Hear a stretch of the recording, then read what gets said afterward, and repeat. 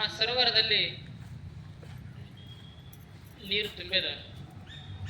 ಅಂತ ಸರೋವರದಲ್ಲಿ ತುಂಬಿದಂತ ಸರೋವರದಲ್ಲಿ ಸಾಯಂಕಾಲದಲ್ಲಿ ಆಕಾಶದಲ್ಲಿರುವಂತಹ ನಕ್ಷತ್ರಗಳು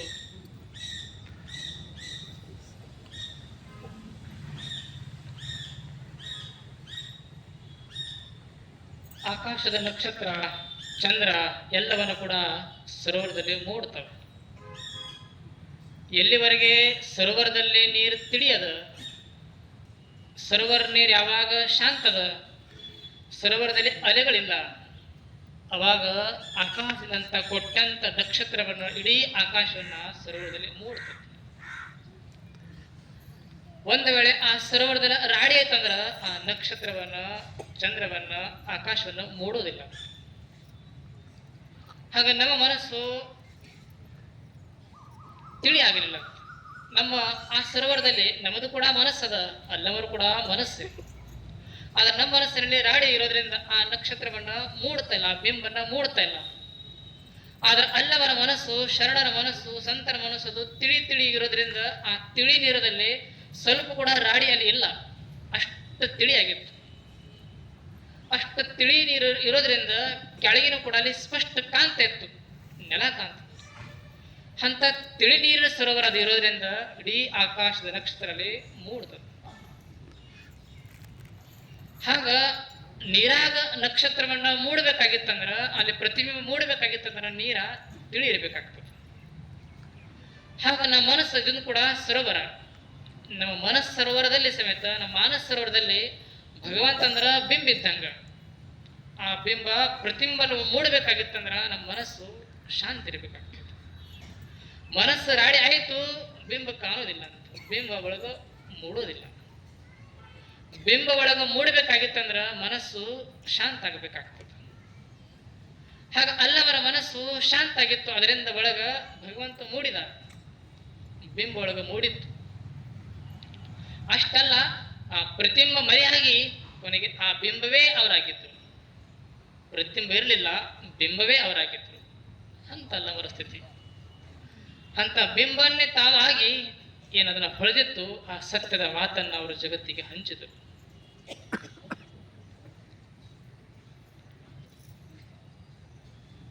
ಹಾಗಲ್ಲವರು ಹೇಳ್ತದಾರ, ಎಷ್ಟಲ್ಲವರು ತಿಳಿಯಾಗಿ ಇಡೀ ಮನಸ್ಸನ್ನ ಅವರು ಅರಿತಿದ್ರು. ಅದಕ್ಕಾಗಿ ಅವರೊಂದು ಮಾತನ್ನು ಅವರು ಅಲ್ಲವರು ಹೇಳ್ತಾರೆ. ಅವರು ಬಹಳ ಚಿಕ್ಕ 4 ಸಾಲಿನ ವಚನ ಅಲ್ಲವರು ಹೇಳ್ತಾ ಇದ್ದಾರೆ. ಅವರು ಆಸೆ ಎಂಬ ಕೂಸನೆತ್ತಲು ರೋಷವೆಂಬ ತಾಯಿ ಮುಂದೆ ಬಂದಿಪ್ಪಳು ನೋಡ.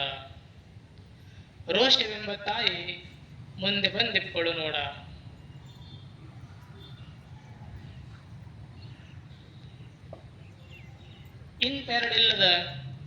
ಇಂತೆರಡಿಲ್ಲದ ಕೂಸನೆತ್ತು ಕೊಂಬಡೆ ಆತನೇ ಲಿಂಗಕ್ಕೆನು ಗುಹೇಶ್ವರ. ಆತನೇ ಲಿಂಗಕ್ಕೆನು. ಎಷ್ಟು ಚಲೋ 4 ಸಾಲಿನ ವಚನ ಅಲ್ಲಮವರು ಹೇಳ್ತಾ ಇದ್ದಾರೆ. ಹಾಗ ಆಸೆ ಮತ್ತು ರೋಷ ಇಲ್ಲಿ ಚಿತ್ರಣ ಕೊಡ್ತಾ ಇದ್ದಾರೆ ಅಲ್ಲಮರು. ಆಸೆ ಅನ್ನೋದೇ ಒಂದು ಕೂಸದ.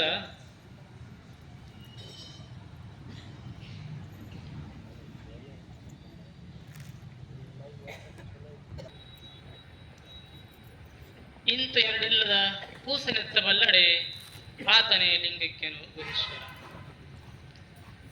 ಇಲ್ಲಿ ಒಂದು ಅಲ್ಲಮರು ಒಂದು ಚಿತ್ರಣವನ್ನು ಕೊಡ್ತಾ ಇದ್ದಾರೆ. ಆಸೆ ಅನ್ನುವಂತ ಕೂಸದ, ಅದಕ್ಕೆ ರೋಷ ಅನ್ನುವಂತ ತಾಯಿ ಅದಾಳ. ಆಸೆ ಅನ್ನುವಂತ ಆಸೆಗೆ ರೋಷದು ಅಲಂಬನದ. ಆ ರೋಷಕ್ಕೆ ಈ ಆಸೆ ಮೇಲೆ ಅತ್ಯಂತ ಅನುರಾಗದ. ಹಾಗ ಆಸೆ ಮೇಲೆ ರೋಷಕ್ಕೆ ಅನುರಾಗದ, ಆ ರೋಷ ಈ ಆಸೆಗೆ ಅಲಂಬನದ.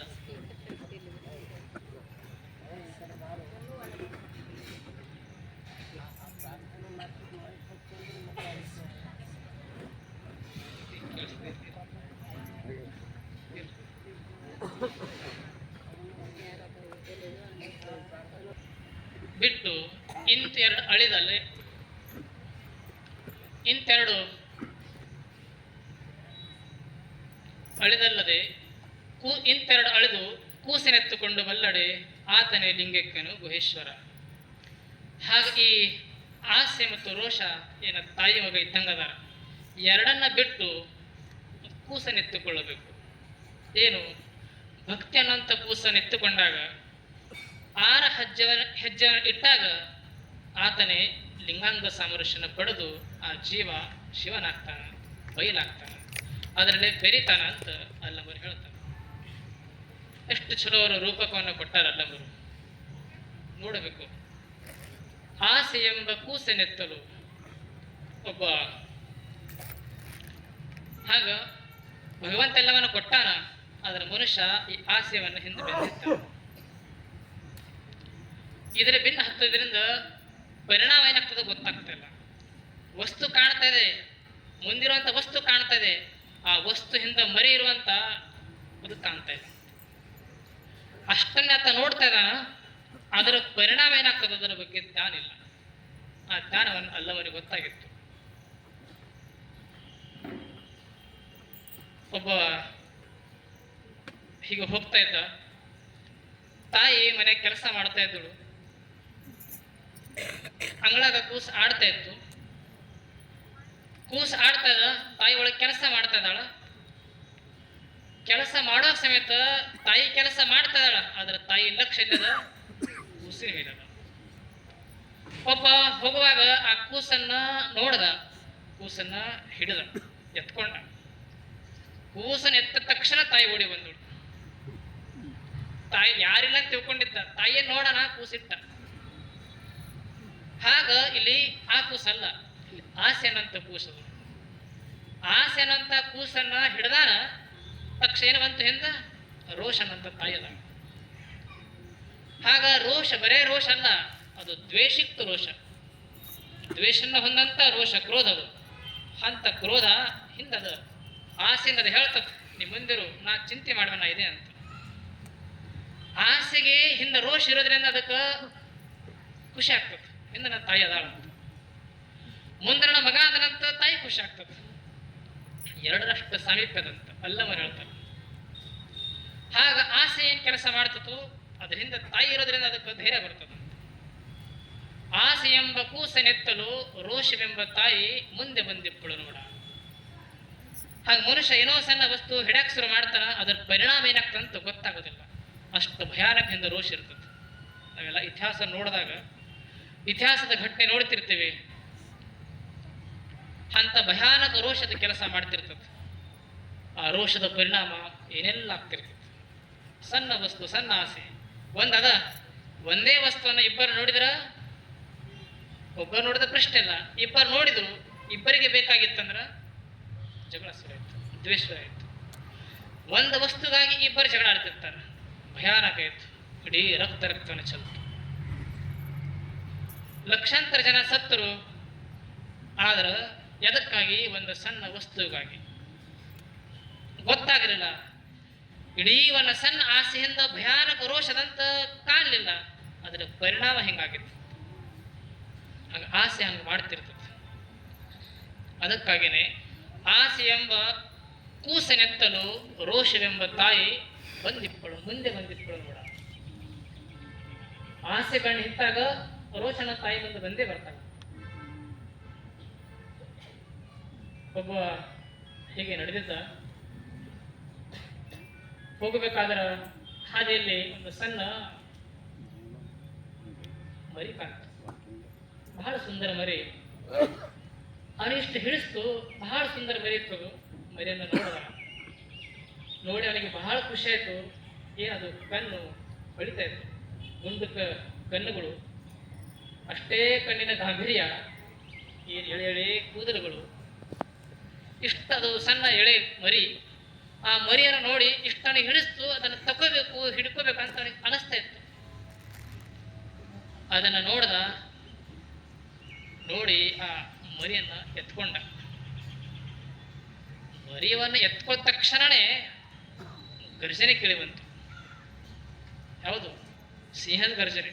ಅದು ಮರಿ, ಸಿಂಹದ ಮರಿ ಇತ್ತದು. ಯಾರೆಲ್ಲ ತಗೊಂಡು ಎತ್ಕೊಂಡ, ಅದು ಸಿಂಹದ ಮರಿ ಇತ್ತು. ಸಿಂಹದ ಗರ್ಜನೆ ನೋಡೋಣ ಮತ್ತು ಇಟ್ಟ ಬದುಕದ, ಹಿಡ್ಕೊಂಡ ಹೋದ. ಹಾಂಗದ ಕೂಸ ಯಾಕದ? ಸಿಂಹದ ಕೂಸದ. ಆಸೆ ಎಂಬ ಕೂಸನೆತ್ತಲು ರೋಷವೆಂಬ ತಾಯಿ ಮುಂದೆ ಬಂದೆಪ್ಪಳು ನೋಡ. ಆಸೆ ಅನ್ನೋದು ಸಣ್ಣ ಮರಿಗಾಸೆ ಪಟ್ಟ, ಇಂದು ಭಯಾನಕದದು ಕ್ರೋಧವನ್ನ. ಸಿಂಹದ ಮರಿ ಬಂತು, ಸಿಂಹನೇ ಬಂತು, ನಡಗಾಕ್ ಶುರು ಮಾಡ್ದ, ಕೈಗೆ ನಡಗಾಕತ್ತು. ಸಂತರು ಅಲ್ಲಿಂದ ಹೋಗ್ತಿದ್ರೆ ಗೊತ್ತಿತ್ತು, ಅದನ್ನು ಹೇಳಿದ್ರು, ನೀ ಬದುಕಬೇಕಾಗಿತ್ತಂದ್ರ ಮರಿ ಇಡು, ಹೋಗಬೇಕಂದ್ರ 4 ಹೆಜ್ಜೆ ಇಟ್ಟು ನೋಡು ಅಂತ. ಆ ಬಲ್ಲವರ ಮಾತು ಕೇಳ್ದ, ಕೂಸನಲ್ಲಿ ಮರಿಯನಲ್ಲೇ ಬಿಟ್ಟ. ಅವಾಗ ಸಿಂಹದ ಗರ್ಜನೆ ಕಡಿಮೆ ಆಯ್ತು.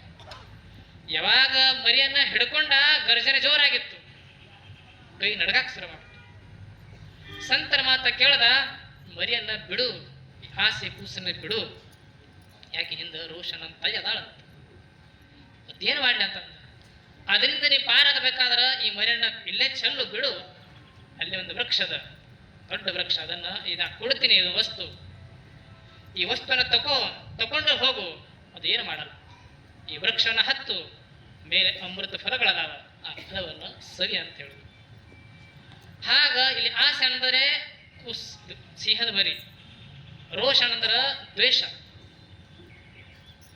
ಹಾಗ ಈ ಕೂಸನ್ನ, ಆಸೆಯನ್ನ ಹಿಡಿದ್ರ ರೋಷನ್ ಅಂತ ತಾಯಿ ಬರ್ತಾಳ. ಅದಕ್ಕೆ ಅಲ್ಲವರು ಹೇಳ್ತಾರ, ಎರಡನ್ನ ಬಿಡಬೇಕಂತ. ಇಂತು ಎರಡು ಅಂದ್ರೆ ಇವೇ ಎರಡು, ಆಸೆನೆ ಬಿಡಬೇಕು, ರೋಷನೆ ಬಿಡಬೇಕು. ಇಂತು ಎರಡು ಬಿಟ್ಟಲ್ಲದೆ ಕೂಸನೆತ್ತುಕೊಂಡಡೆ ಆತನೇ ಲಿಂಗಕ್ಕೆನು ಗುಹೇಶ್ವರ. ಯಾವ ಕೂಸು? ಭಕ್ತಿ ಅನ್ನಂತ ಕೂಸನ್ನ ಹಿಡಿಬೇಕು. ಆ ಶ್ರದ್ಧಾ ಭಕ್ತಿ ಅನ್ನಂತ ಕೂಸನ್ನ ನಮ್ಮ ಹೃದಯದಲ್ಲಿ ಇಂಬಿಟ್ಕೊಳ್ಬೇಕು. ಅವಾಗ ಈ ಶ್ರದ್ಧಾ ಭಕ್ತಿಯನ್ನ ಮಾಡ್ತಾ ಮಾಡ್ತಾ 6 ಹೆಜ್ಜೆಯನ್ನು ನಡೀತಾ ಹೋದಂಗ ಭಕ್ತ ಮಹೇಶ ಪ್ರಸಾದಿ ಪ್ರಾಣಲಿಂಗ ಶರಣಸ್ಥ ಐಕ್ಯಸ್ಥಲ್ಲ. ಈ 6 ಮೆಟ್ಟಿಲನ್ನ ಇರುವಾಗನೇ 6 ಹೆಜ್ಜೆ ಹಿಡೋಟ್ಕೆನೆ ಆತನೇ ಲಿಂಗಕ್ಕೆನು ಗುಹೇಶ್ವರ. ಅವಾಗ ಏನಾಗ್ತಾನ? ಆತ ಬಯಲಾಗ್ತಾನ. ಆ ಸಾಧನೆಯನ್ನ ಮಾಡ್ತಾ ಮಾಡ್ತಾ ದೃಷ್ಟಿಯನ್ನ ಲಿಂಗದಲ್ಲಿ, ಇಷ್ಟಲಿಂಗದಲ್ಲಿ ಇರುವಾಗ ಇಡ್ತಾ ತನ್ನ ಮನಸ್ಸು ಆ ಲಿಂಗದಲ್ಲೇ ಮಗ್ನ ಆಗ್ತದೆ. ಅವಾಗ ಆತ ಬಯಲಾಗ್ತಾನೆ. ಹಾಗ ಈ ಇಷ್ಟಲಿಂಗದಲ್ಲಿ ನಮ್ಮ ದೃಷ್ಟಿಯನ್ನು ಇಡಬೇಕು. ಭಕ್ತಿಯನ್ನಂತ ಕೂಸು ಎತ್ಕೋಬೇಕು ಹೊರತು ಆಸೆಯನ್ನಂತ ಕೂಸು ಎತ್ಕೋಬಾರದು. ಆಸೆ ಮತ್ತು ರೋಷನ್ನ ಬಿಡಬೇಕು, ಭಕ್ತಿ ಕೂಸನ್ನ ಹಿಡಿಬೇಕು. ಅವಾಗ ನಾವು ಏನಾಗ್ತಾನ? ಬಯಲಾಗ್ತಾನ.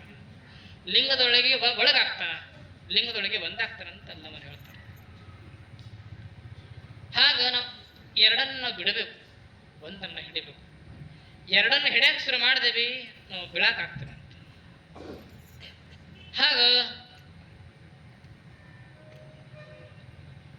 ನಾವು ಏನೇನೋ ಮಾಡ್ತಿರ್ತೀವಿ, ಎಲ್ಲಾ ಬರೀ ದ್ವೇಷದಿಂದ ತುಂಬಿದಂತ. ಯಾಕೆ ದ್ವೇಷ ಅಷ್ಟು ಸಹಜವಾಗಿ ಹೋಗಲ್ಲ ಅಂತ.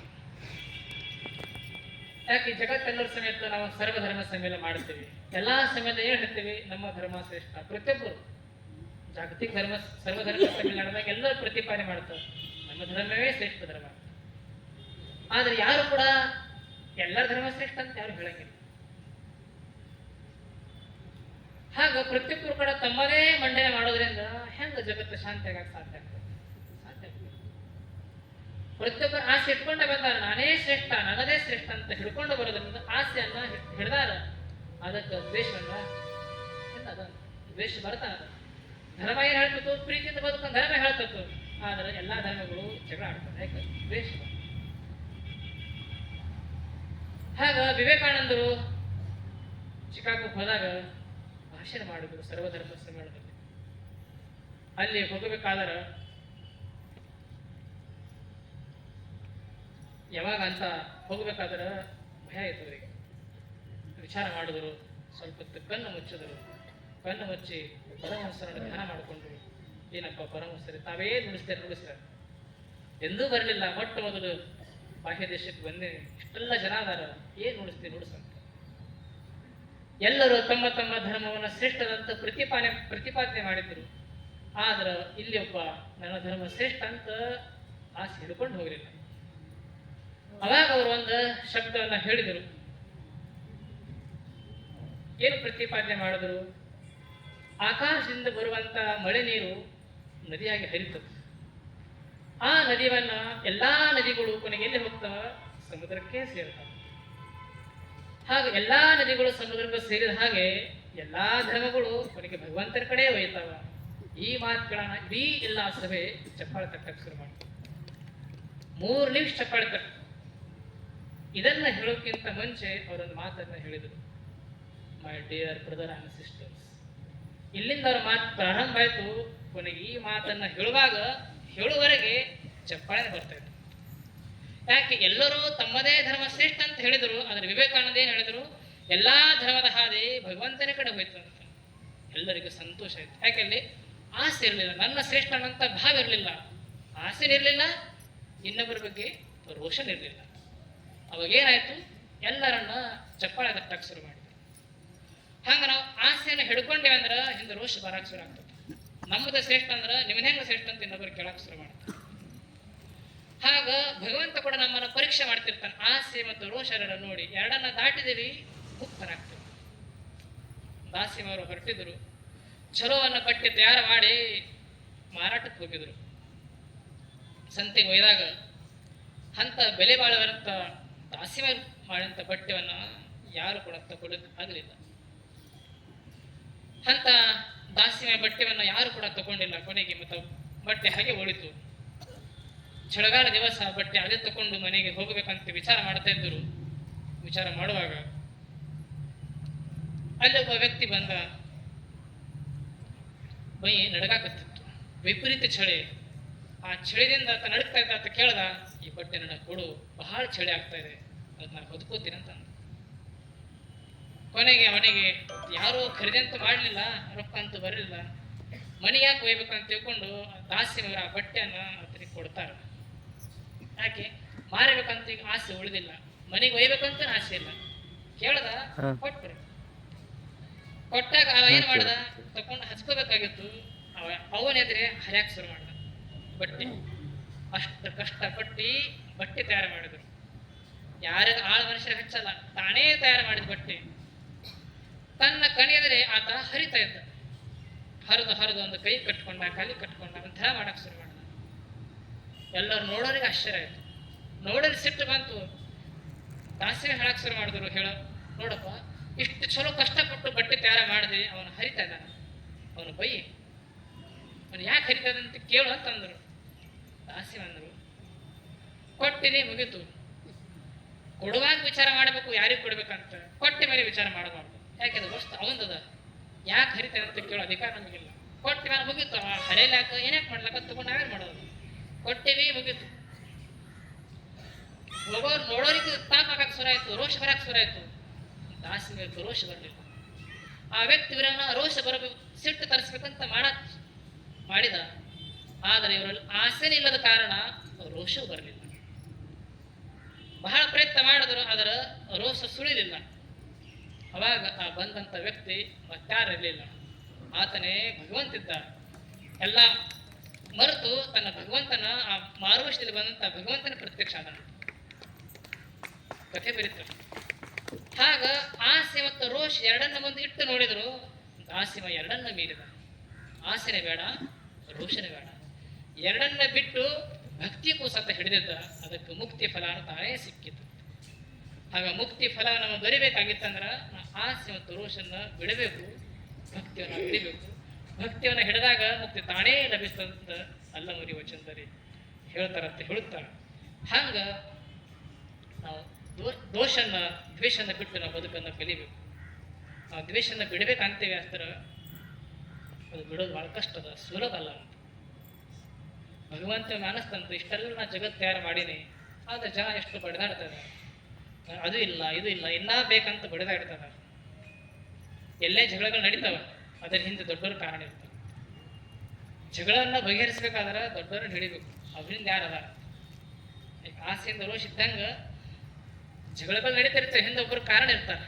ಅವರೊಬ್ಬರನ್ನ ಹೇಳಿದ್ರೆ ಜಗಳ ತಾನೇ ನಿಲ್ತದೆ. ಏನೇ ಹೋರಾಟ ನಡೀತಿರ್ತವೆ, ಹೋರಾಟ ನಡಲಿಕ್ಕೆ ಒಬ್ಬರು ಕಾರಣ ಇರ್ತಾರೆ. ಆ ಕಾರಣಕರ್ತರ ಒಬ್ಬರನ್ನ ಹೇಳಿದ್ರೆ ಜಗಳ ನಿಲ್ತದೆ. ಹಾಗ ಜಗತ್ತಲ್ಲಿ ಇಷ್ಟೆಲ್ಲ ದೇಶಗಳು ಜಗಳಾಡ್ತಾ ಇದಾವೆ. ದೇವರ ಅನಿಸ್ತು, ಜಗಳಾಡ್ಲಿಕ್ಕೆ ಯಾರು ಕಾರಣ ಅದಾರ? ದೇವ್ರ ಗೊತ್ತಿಡ್ದ, ದೇವ್ರ ಜಾರ. ಅವರು ಮೂವರನ್ನ ಕರೆದ. ಜಗತ್ತಿನ ಅತ್ಯಂತ ಬಲಾಢ್ಯ ರಾಷ್ಟ್ರ ಯಾರು? ಅಮೆರಿಕ, ಒಂದು ರಷ್ಯಾ, ಒಂದು ಚೀನಾ. ಕೊನೆಗೆ 3 ದೇಶದ ರಾಷ್ಟ್ರಾಧ್ಯಕ್ಷರಿಗೆ ಭಗವಂತ ಕರೆದು ಕೇಳದಂತೆ, ಯಾಕಪ್ಪ ಇಷ್ಟೆಲ್ಲ ಜಗತ್ತು ಚಲೋ ತಯಾರು ಮಾಡೀನಿ, ಮತ್ತು ನೀವು ಸಮಸ್ಯೆ ಅನ್ನೋದು ನಂಗೆ ಹೇಳ್ರಿ, ನಾ ಎಲ್ಲ ಸಮಸ್ಯೆ ಬಗೆಹರಿತೇನೆ, ನೀವು ಸಮಸ್ಯೆ ಹೇಳ್ರಿ ಅಂತ ದೇವರು ಕೇಳಿದ. ಅವಾಗ ನೀಂತು ಅಮೆರಿಕ ಬಲಾಢ್ಯ ರಾಷ್ಟ್ರದ ಮೊದಲೇ ಆಯ್ಕೆ ನನಗೆ ಕೊಡ್ತೀನಿ, ನಿನ್ನ ಇಚ್ಛೆ ಏನದು ಹೇಳು. ಅವಾಗ ಅಮೆರಿಕ ಹೇಳ್ತಂತ, ನನ್ನ ಒಂದೇ ಒಂದು ಇಚ್ಛೆ, ಅದನ್ನು ಈಡೇರಿಸು, ಮುಗಿತು, ನಾವು ಒಟ್ಟು ಜಗಳ ಆಡೋಣ. ಹೇಳಿ ಏನದ? ಇದೇನು ಭೂಮಂಡಲ ನಕಾಶ ಅದಲ್ಲ, ಈ ಭೂಪಟದ ಮೇಲೆ ರಷ್ಯಾ ದೇಶ ಇರಬಾರ್ದು, ಇದು ಒಂದು ಮಾಡು ಸಾಕು, ನನ್ನ ಮತ್ತೆ ಏನು ಇಚ್ಛೆ ಇಲ್ಲ. ಕೊನೆಗೆ ರಷ್ಯಾ ದೇಶಕ್ಕೆ ಕೇಳ್ದ, ನಿನ್ನ ಇಚ್ಛೆ ಏನದ? ಅವ ರಷ್ಯಾ ಅಧ್ಯಕ್ಷರಾದಂತ, ಈ ಭೂಪಟದ ಮೇಲೆ ಅಮೆರಿಕ ದೇಶ ಇರಲಾರ್ದಂಗೆ ಮಾಡು ಸಾಕು, ಮತ್ತೇನು ಇಚ್ಛೆ ಇಲ್ಲ.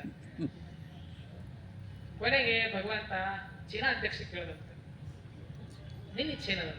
ಅವಾಗ ಹೇಳ್ದಂತ, ನನ್ನ ಇಚ್ಛೆ ಮತ್ತೆ ಇಲ್ಲ, ಅವ್ರು ಇಬ್ಬರೇನು ಕೇಳ್ಯಾರಲ್ಲ, ಅವ್ರ ಇಬ್ಬರ ಇಚ್ಛೆ ಏಕ್ ಕಾಲಕ್ಕೆ ಈಡೇರಿಸು, ಇದೇ ನನ್ನ ಇಚ್ಛೆ ಅಂತ. ಅವ್ರಿಬ್ಬರೇನು ಕೇಳ್ಯಾರಲ್ಲ, ಆ ಕೇಳಿದ್ದನ್ನ ಅವ್ರ ಇಚ್ಛೆ ಏಕ್ ಕಾಲಕ್ಕೆ ಈಡೇರಿಸು, ಇದೇ ನನ್ನ ಇಚ್ಛೆ ಅಂತ. ಅಮೆರಿಕನ ಹೋಗಬೇಕು, ರಷ್ಯಾ ನಾಶ ಆಗಬೇಕು, ನಾನಾಗಬೇಕು. ಹಿಂಗ ದ್ವೇಷ ಹೊತ್ಕೊಂಡ್ರ ಹೆಂಗ ಭಕ್ತಿ ಕೊಡಕ್ ಸಾಧ್ಯ ಆಗ್ತದೆ? ಪ್ರತಿಯೊಬ್ಬರು ಬಯಸದಿದೆ ಜಗತ್ತಿನ ನಾನೇ ಶ್ರೇಷ್ಠ ಇರಬೇಕು, ಈ ಆಸೆಯನ್ನ ಹಿಂದೆ ಹತ್ತಾರ. ಅದಕ್ಕೆ ದೊಡ್ಡ ದೊಡ್ಡ ಅನುಭವ ತಯಾರು ಮಾಡಿ ರೋಷನ ನಾಶ ಆಯ್ತು.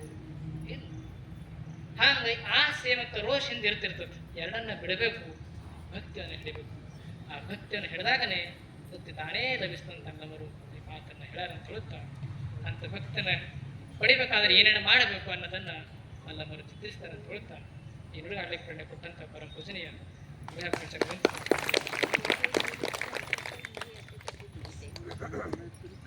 ಚಲೋ ಇರ್ತಿತ್ತು. ಅವ್ರಿಗೆ ಆಶೆನೂ ಇಲ್ಲ, ರೋಷನೂ ಇರ್ಲಾರ್ದಂಥ ವ್ಯಕ್ತಿ ಹುಡುಕಬೇಕಾದ್ರೆ ಮೊದಲನೇ ನಂಬರ್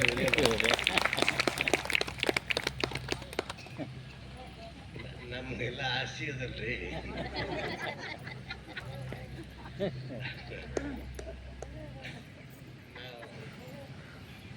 ಅದು ನಮ್ಗೆ ಆಸೆ ಅದಂತೆ ನಮ್ಮ ಜೋಳಿಗೆ ಹಿಡ್ದ ನಮ್ಮ ಕೈದ. ನಿಮ್ಮ ಕೈದ ಜೋಳಿಗೆನೇ ಇಲ್ಲ.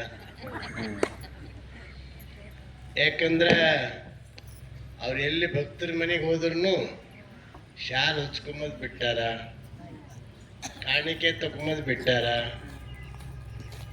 ಹಣ ತಗೊಂಬದ್ ಬಿಟ್ಟಾರ, ಎಲ್ಲಾನು ಬಿಟ್ಟಾರ. ಅವ್ರು ಒತ್ತಾಯ ಮಾಡೇ ಮಾಡ್ತಾರ. ಇಬ್ರದ್ದು ಹಿಂಗೆ ಕುಸ್ತಿ ನಡೀತು, ತಗೋರ್ ಅಂತಾರೆ, ವಾಲ್ ಅಂತ ಓಡ್ತಾರೆ. ನಾನೇ ಹೇಳ್ತೀನಿ ಇಲ್ರಿ ಅವ್ರು ಬಿಟ್ಟಾರ ಅಂತ ನಾನೇ ಹೇಳ್ತೀನಿ. ಇಲ್ಲಿ ಒಂದು ಮಾತು ಕೇಳ್ದ, ನಾ ಗುರುಗಳು ನೀವು ತಗೊಂಡು ನನಗೆ ಕೊಡ್ರಿ, ಯಾಕೆ ನಮ್ದು ಸಂಸಾರ ದೊಡ್ಡದ, ಅದಕ್ಕೆ ನಿಮ್ಮ ಸಂಸಾರ 2 ಮಕ್ಕಳು, ತಾಯಿ 2 ಮಕ್ಕಳದೇ ಅದ. ನಮ್ಮ ಸಂಸಾರ ಭಾಳ ವಿಶಾಲ ಅದ, ಅದಕ್ಕೆ ನೀವು ತಗೊಂಡು ನಮಗೆ ಕೊಡ್ರಿ ಅಂದ್ರೆ ಅವರು ಅದಕ್ಕೂ ಒಪ್ಪಿಲ್ಲ. ಯಾಕೆ? ಆಸೆ ರೋಷ ಬಿಟ್ಟವ್ರು ಅದಾರ. ಅದಕ್ಕೆ ಆಯ್ತು, ನಮಗೂ ಭಾಳ ಸಂತೋಷ ಆಯಿತು. ಅಂದ್ರೆ ಈಗಿನ ಕಾಲದಾಗೂ ಇಂಥವ್ರು ಗುರುಗಳು ಇರ್ತಾರಲ್ಲಪ್ಪ ಅಂತ ನೋಡೋದೇ ನಮ್ಮದು ಭಾಗ್ಯ. ಇವತ್ತ ಬಹಳ ದೂರದಿಂದ ಅಫ್ಜಲ್ಪುರದಿಂದ ಶರಣ ಬಳಗ ಬಂದು, ಅಲ್ಲಿ ಅಫ್ಜಲ್ಪುರದಲ್ಲಿ ನಾವು ಒಂದ್ಸಲ ಹೋಗಿದ್ವಿ. ಅವರು ಅಲ್ಲಿ ಒಂದು ದೊಡ್ಡ ಸಮಾರಂಭ ಇತ್ತು, ಜಿಲ್ಲಾ ಸಮಾವೇಶ ಇತ್ತು. ಅಲ್ಲಿ ನಾವೆಲ್ಲ ಹಿಂಗೇನೋ ಒಂದು ಇವ್ರು ಗುರುಗಳು ಹೆಂಗೋ ಹರ ಅಂತ ತಿಳ್ಕೊಂಡು ನಮಗೆ ಕರೆಸಿದ್ರು. ನಾವು ಬಸವ ತತ್ವ ನಿಷ್ಠಾವಂತರಿದ್ದೇವೆ ಅನ್ನೋದು ಗೊತ್ತಿಲ್ಲ ಅವ್ರಿಗೆ. ಅವಾಗ ಕರೆಸಿದ್ರು. ಅಲ್ಲಿ ಹೋಗಿ ನಾ ಬಸವ ತತ್ವ ಪ್ರವಚನ ಮಾಡಿದ ನಂತರ ಭಾಳ ಖುಷಿ ಐತೆ ಎಲ್ಲರಿಗೂ. ಅಲ್ಲಿ ಅಮೃತಪ್ಪ ಗುಡ್ಡೇವಾಡಿ ಶರಣರು ಅಂತಾರ, ನೀವು ಭಾಳ ಜನ ನೋಡಿರಿ. ಅವರು ಬಂದು ಇಲ್ಲಿ ದೀಕ್ಷೆ ತಗೊಂಡ್ರು. ಅಲ್ಲಿ ಆ ಒಂದು ಬಸವತತ್ವ ಹಾಕಿದ ಬೀಜ ಇವತ್ತು ವೃಕ್ಷ ಆಗ್ಯದ. ಅಲ್ಲಿ ದೊಡ್ಡ ಬಸವ ಮಂಟಪ ಕಟ್ಟ್ಯಾರ. ಮತ್ತು ಬೃಹತ್ತಾಗಿ ಕಾರ್ಯಕ್ರಮ ಮಾಡ್ತಿರ್ತಾರ. ತಿಂಗಳಿಗೆ ಒಂದು ಸಲ ಶರಣ ಸಂಗಮ ಮಾಡ್ತಿರ್ತಾರ. ಅಂಥ ಶರಣರು ಬಂದಾರ. ಅವರಿಗೆಲ್ಲ ಆಶೀರ್ವಾದ ಮಾಡ್ತೀವಿ. ಕೊನೆಗೆ ಅವರು ಅಮೃತಪ್ಪ ಪಾಟೀಲ್ರು ಬಂದು ಒಂದು 2 ನಿಮಿಷ ತಮ್ಮ ಅನುಭವವನ್ನು ಹಂಚ್ಕೋಬೇಕು. ಆ ಭಾಗದಾಗ ಹಳ್ಳಿಗೆ ಹೋಗಿ ಬಸವತತ್ವ ಪ್ರಚಾರ ಮಾಡ್ತಾರೆ, ನಿಸ್ವಾರ್ಥದಿಂದ ಸೇವೆ ಮಾಡ್ತಾರೆ. ಅದಕ್ಕೆ ಆ ನಂತರ ನಾನು ಕೆಲವು ನಿಮಿಷ ಪ್ರವಚನವನ್ನು ಮುಂದುವರಿಸ್ತೀನಿ. ಅವ್ರು ಬಂದು 4 ಮಾತುಗಳಾಡಿ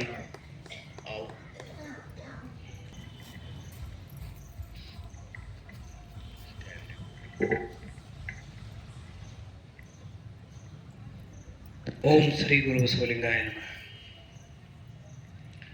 ಎತ್ತೆತ್ತ ನೋಡಿದೆಡತತ್ತ ಬಸವನೆಂಬ ಬಳ್ಳಿ, ಎತ್ತಿ ನೋಡಿದೆಡೆ ಲಿಂಗವೆಂಬ ಗೊಂಚಲು, ಒತ್ತಿ ಹಿಂಡಿದೆಡೆ ಭಕ್ತಿ ಎಂಬ ರಸವಯ್ಯ. ಆಯತವು ಬಸವಣ್ಣನಿಂದ, ಸ್ವಾಯತವು ಬಸವಣ್ಣನಿಂದ, ಸನ್ನಿಹಿತವು ಬಸವಣ್ಣನಿಂದ, ಗುರು ಬಸವಣ್ಣನಿಂದ, ಲಿಂಗ ಬಸವಣ್ಣನಿಂದ, ಜಂಗಮ ಬಸವಣ್ಣನಿಂದ, ಪಾದೋದಕ ಪ್ರಸಾದ ಇಂತಿವೆಲ್ಲವೂ ಬಸವಣ್ಣನಿಂದ. ಅತ್ತ ಬಲ್ಲರೆ ನೀವು ಹೇಳಿರೆ, ಇತ್ತ ಬಲ್ಲರೆ ನೀವು ಕೇಳಿರೆ, ಬಸವ ಬಸವ ಎಂದು ಮಜ್ಜರ ಕೆರೆಯದವನ ಭಕ್ತಿ ಶೂನ್ಯ ಕಾಣ ಕಲಿದೇವರ ದೇವ. ಧರ್ಮಪಿತ ಅಪ್ಪ ಬಸವ ತಂದೆಯ ದಿವ್ಯ ಹಿಡಿದಾವರುಗಳಲ್ಲಿ ಸಾಷ್ಟಾಂಗ ಪ್ರಣಾಮವನ್ನೆರಗಿ ಎನ್ನ ದೀಕ್ಷಾಗುರು ಶಿಕ್ಷಾಗುರುಗಳಾಗಿರ್ತಕ್ಕಂಥ ಪರಮ ಪೂಜ್ಯ ಶ್ರೀಮದ್ ಘನಲಿಂಗ ಚಕ್ರವರ್ತಿ ನಾಡೋಜ ಡಾಕ್ಟರ್ ಬಸವಲಿಂಗ ಪಟ್ಟ ದೇವರ ಪಾದಕಂಬಗಳಲ್ಲಿ ಹೊರಳಾಡಿ ಇವತ್ತಿನ ಕಾರ್ಯಕ್ರಮದಲ್ಲಿ ಅನುಭವವನ್ನು ನಿವೇದಿಸಿರತಕ್ಕಂಥ ಪರಮ ಪೂಜ್ಯ ಬಸವಲಿಂಗ ದೇವರ ಶ್ರೀಚರಣಕ್ಕೂ ಶರಣೆಂದು ಅವರು ಸಂತೋಷ. ದಿವಸನೂ ಇವರೇ ಹೇಳ್ತಾರಂತೆ. ಇವತ್ತಿನ ಕಾರ್ಯಕ್ರಮದಲ್ಲಿ ಪಾಲ್ಗೊಂಡಿರ್ತಕ್ಕಂಥ ಸಮಸ್ತ ಶರಣ ತಾಯಿ ತಂದೆಗಳೇ, ತಮ್ಮೆಲ್ಲರಿಗೂ ಅನಂತ ಶರಣಾರ್ಥಿಗಳು.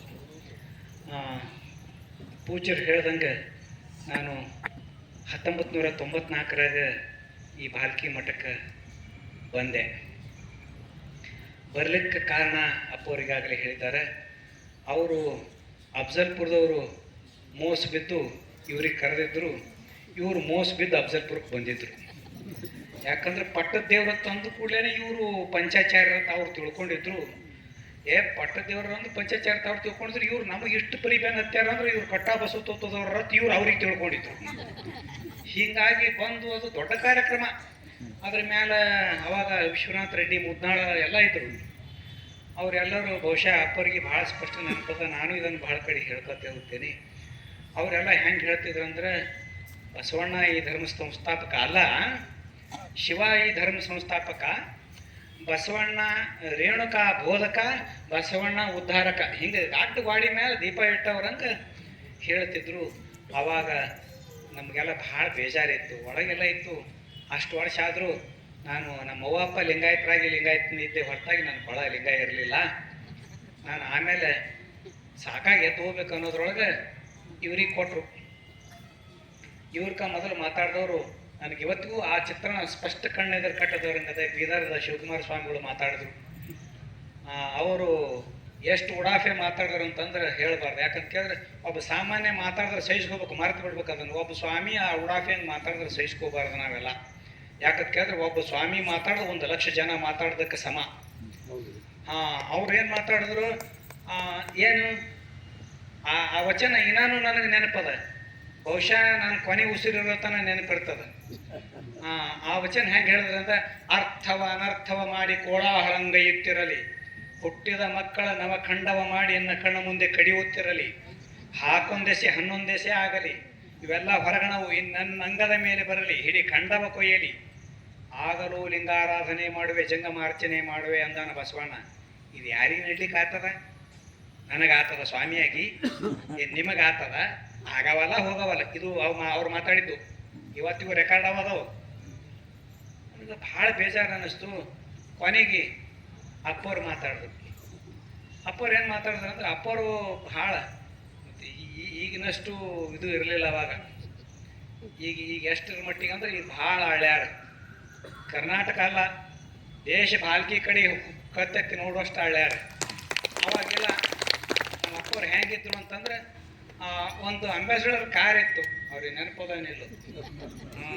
ಅದು 4-6 ಮಂದಿ ಕಲ್ತು ಜೊಗ್ಗಾಡ್ದಾಗ ಚಾಲು ಆಗ್ತಿತ್ತು. ಒಳಗೆ ಕೂತವ್ರು ಬಾಗಿಲಿನ ಕೈಯಾಗ ಹಿಡ್ಕೊಂಡು ಕುಂದ್ರಬೇಕು, ಬಿಟ್ಟರೆ ತಾನೇ ತೆರಿತಿತ್ತು. ಅಂಥದ್ದು ಹಿಡ್ಕೊಂಡು ಇವ್ರು ಎಲ್ಲಿ ಬರೋದು ಅಂದ್ರೆ ನಮ್ಮ ಊರಾಗ ನಮ್ಮ ಆತ ಕಾರಣ ಹೋಲಕ್ಕೆ ನಮ್ಮ ಊರಿಗೆ ದಾರಿ ಇರಲಿಲ್ಲ. ಇಳಿದು ಕಲ್ಲೂರಿಗಿಳಿದು ನಡ್ಕೋತ ಬಂದರು ಅಪ್ಪರು. ಅದನ್ನು ನೆನೆಸ್ಕೋಬೇಕು ನಾವು. ಅವಾಗೆಲ್ಲ ಅವಾಗ ಬಂದು ಇವ್ರೇನು ಹೇಳಿದ್ರು ಅಂತಂದ್ರೆ, ಅದು ಹೋಗ್ಲಿ, ಇವರೆಲ್ಲ ಏನೇನು ಹೇಳ್ತಾರೆ, ನಾವು ಹೊಳ್ಳಿ ಈ ಊರಿಗೆ ಏನು ಬರೋದಿಲ್ಲ, ಇಲ್ಲಿ ನೆಂಟಸ್ಥಾನ ಮಾಡೋದಿಲ್ಲ, ಹೇಳೇ ಬಿಡೋಣ ಅಂತ ತಿಳ್ಕೊಂಡು ಇವ್ರು ಹೆಂಗೆ ಹೇಳಿದ್ರಂದ್ರೆ, ನಮಗೆ ಗೊತ್ತಿರ್ಲಿಲ್ಲಪ್ಪ ಇವ್ರು ಹೇಳ್ದಂಗೆ ಶಿವ ಸ್ಥಾಪಕ, ರೇವಣಕ ಬೋಧಕ, ಬಸವಣ್ಣ ಉದ್ಧಾರಕ ಅಂತ ಹೇಳ್ತಾರೆ. ಹಾಗೇನು ಇರಲಿಲ್ಲ. ಮೊದಲು ಹಿಂಗೆ ಸಿಕ್ಕವ್ರಿಗೆ ಅಪ್ಪ ಅಪ್ಪ ಹಾಕಿದ್ದೆವು.